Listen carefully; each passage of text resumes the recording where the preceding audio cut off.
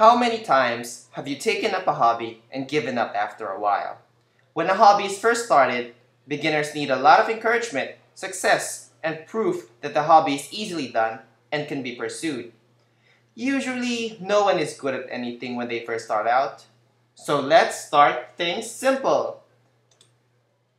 Here's a simple soap making recipe to see how easy and fun soap making can be.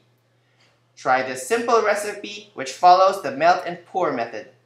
It's easy to follow, so you're sure to have a successful batch of soap. You can use old kitchen equipment. Make sure it's the kind you're willing to let go of. You should never use the same equipment you use for cooking food when cooking your soap. Once you start using something for soap making, be ready to let it be used exclusively for that.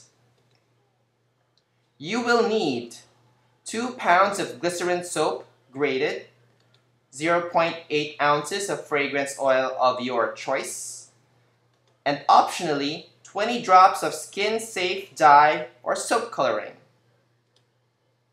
First, melt your glycerin soap in a double boiler.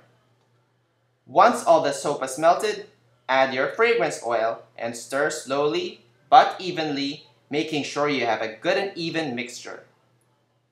If you choose to do so, add the drops of color and again, stir slowly but evenly. Once everything is evenly mixed, slowly pour the soap into your soap molds. These molds should be covered by plastic wrap.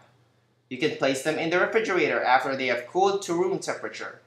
This will help speed up the hardening process.